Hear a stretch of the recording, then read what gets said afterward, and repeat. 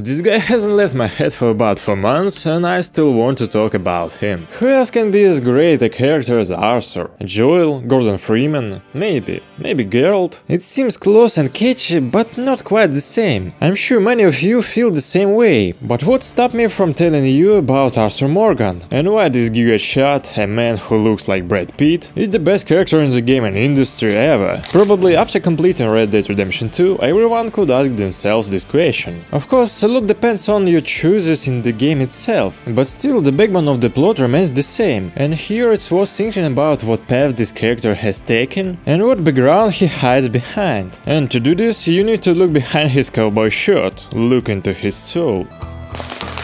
I haven't felt such sincere and deep emotions from a character in the game for a very long time. At first glance, the story of a damn attractive bandit named Arthur Morgan may seem rather mundane and primitive. Arthur Morgan is a middle-aged man, without a wife, without children. Also, he had a child who was killed alone with his girlfriend for $10. He's an extremely good shot, and he is also devoted to his ideal named Dutch, aka the head of the Wonderlinde gang, a brutal gangster who tries to appear idealistic and change the world in the right direction. But you can't change the world, no matter how hard you try. Dutch literally picked up young Arthur at the age of about 14, sometime after Dutch met Hosea Matthews. He and Hosea met when they both tried to rob each other. Come on.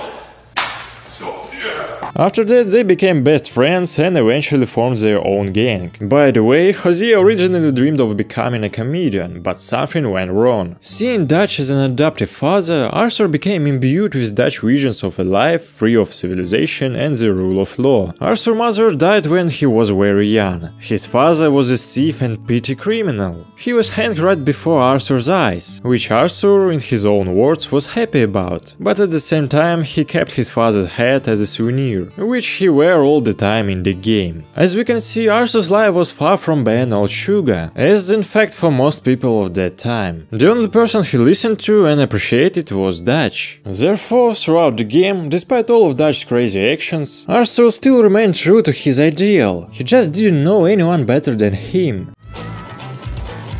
Arthur does absolutely horrible things, robbing, killing, collecting debts, and at first glance he seems to be a simple bandit. But when you get to know him better, when you see glimpses of the kind of person Arthur could have become, you see a simple, kind man, which, if not for everything that happened to him from a young age, could have become at least not a murderer. At most, he could have become a great boar hunter.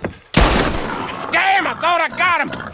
Pursue! But of course this does not justify all of his not so great actions. But the turning point of his personality occurs when Arthur finds out about his tuberculosis, which he contracted while collecting debts from Mr. Downs at the very beginning of the game. Realizing his imminent death, Arthur becomes the person who has been inside him all his life. He does not do what the gang and Dutch demand, but what his heart and conscience tell him to do. This does not atone for all his evil deeds, but at least it will help people. He refuses the reward for the tasks, does not take money, and on the contrary, gives it to those from whom he once took it.